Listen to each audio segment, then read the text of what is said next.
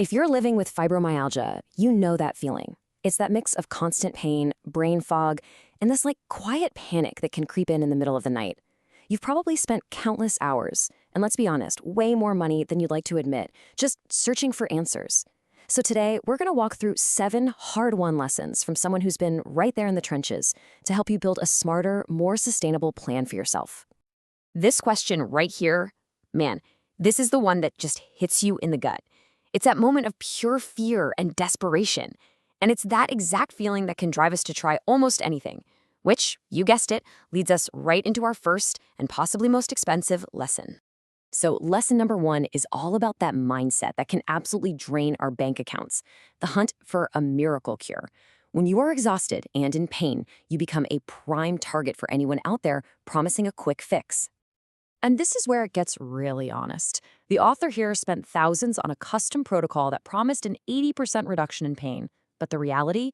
A tiny little dip in their pain score and a massive drop in their bank balance. You see, the problem wasn't just the therapy itself. It was the sheer desperation that made that promise seem so tempting in the first place. So to avoid falling into that trap, here is a super practical tool. Think of this as your personal red flag checklist. Before you commit to any big, expensive program, just run through these questions. And the rule of thumb is really simple. If you answer yes to 3 or more of these, it's probably time to pause, take a deep breath, and maybe get a second opinion. Okay, so that brings us to lesson number 2, and this one is a biggie. It's a fundamental mindset shift. This is the point where we stop trying to fight our bodies and start to actually understand what's really going on under the hood. For years and years, the thinking was that fibromyalgia was a muscle problem, right? So the solution was more stretching, more deep tissue massage, just really aggressive stuff. But look at this shift. The new way of thinking, the more effective way, is seeing it as a nervous system problem. The idea isn't that your body is broken. It's that your body's alarm system is just, well, it's overprotective. I love this car alarm metaphor. It's just perfect. The pain you're feeling is 100% real, but the volume knob on your nervous system is cranked all the way up to 11. So the goal isn't to smash the alarm with a hammer, It's to gently and consistently show it that there's no real threat, to slowly, carefully turn that volume back down. And here's the big takeaway from that. Things that soothe and calm the nervous system, like slow, deep breathing or gentle body scans, they aren't just some kind of spiritual fluff. No way. They are legitimate, powerful tools designed to get to the root of the problem, which is that hypersensitive alarm system. All right, so now that we've kind of reframed the whole problem, let's get into the 2 most powerful, yet so often overlooked, medicines in your toolkit. We're going to talk about lessons 3 and 4 together here because they are the absolute foundation: sleep and gentle movement. Look, I know this is probably the least sexy therapy out there, but you can't argue with that number. After treating sleep like a non-negotiable prescription, we're talking a consistent wake-up time, a real wind-down routine, the author's average daily pain score dropped by a full point. That is a huge deal.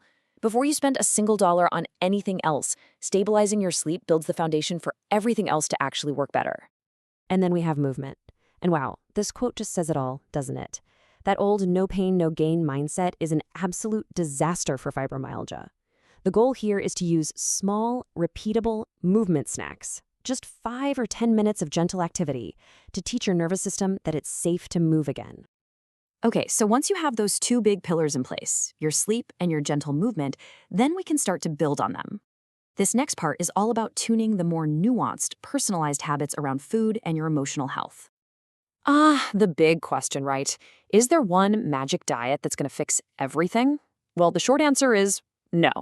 What the source suggests is that instead of making these lifelong vows to cut out entire food groups, a much better approach is to run short, structured experiments. Just notice your patterns. Like, does a heavy meal late at night consistently make your mornings feel worse? That's really useful data to have.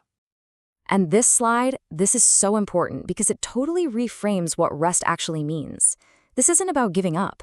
It's about strategic energy management, or what's called pacing. Planning for rest on purpose is not a sign of failure. As you can see from this little timeline here, it can actually be one of the most powerful things you do to reduce inflammation and emotional burnout.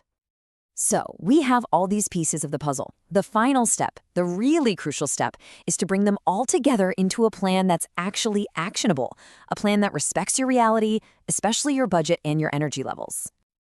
Let's be real for a second. A therapy plan is also a financial plan. This table helps ground us in that reality.